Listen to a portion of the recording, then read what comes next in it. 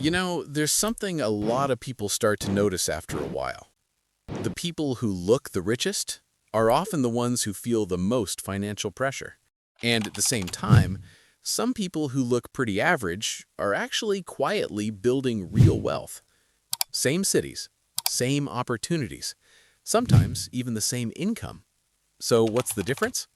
It's not intelligence, and it's not luck either.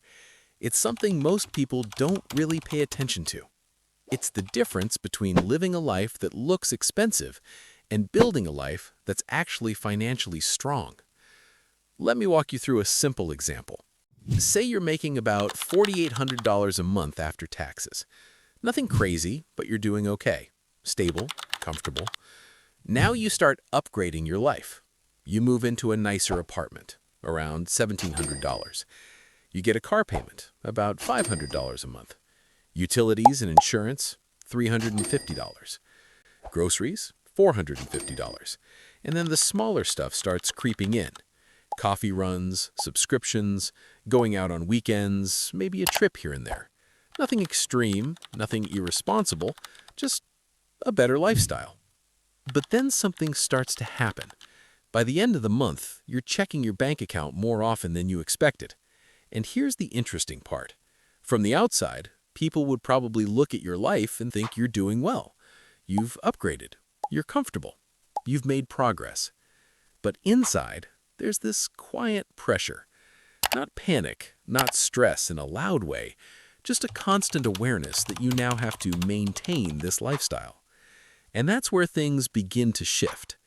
No one really notices the exact moment it happens. There's no clear line.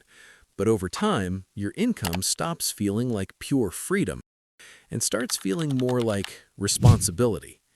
Because every upgrade you made comes with a monthly cost attached to it. And slowly, your life becomes less flexible, even though it looks more successful on the outside. Now, let's break this down a bit more. Imagine just an extra $600 a month going toward lifestyle upgrades. Not one big decision, just small changes over time. That adds up to about $7,200 a year. Over 10 years, that's $72,000. But here's the real question.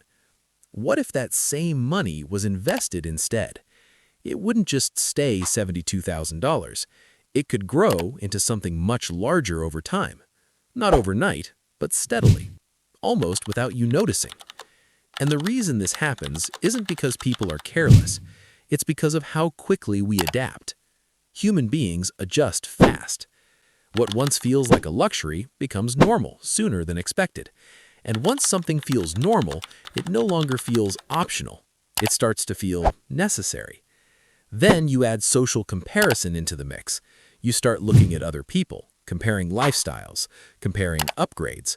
And without realizing it, you begin measuring your own progress the same way. Over time, something subtle starts to feel off. You might be earning more than before, but your financial situation doesn't feel stronger. You're still planning around paychecks, still thinking before bigger purchases, still asking yourself, can I afford this right now? Not because your income is low, but because your expenses quietly grew into your income. And this is where you start to see two different patterns. Some people upgrade their lifestyle very quickly. Their surroundings change fast, and their spending reflects their income almost immediately. Others take a slower approach. Their lifestyle improves too, but not at the same pace as their income.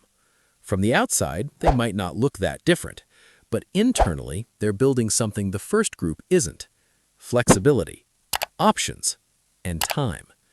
And the difference isn't about doing anything extreme. It's about small decisions, repeated consistently over time. Not upgrading everything at once, not turning every raise into new expenses. Not because they're avoiding enjoying life, but because they understand a simple idea. There's a difference between improving your life and expanding your obligations. Looking wealthy is easy to see. It's visible, immediate. But being wealthy is quieter. It's not always about what you own. It's about how much you don't depend on. And once you start noticing that difference, you begin to see it everywhere. Not in how much people earn, but in how much control they actually have over their lives.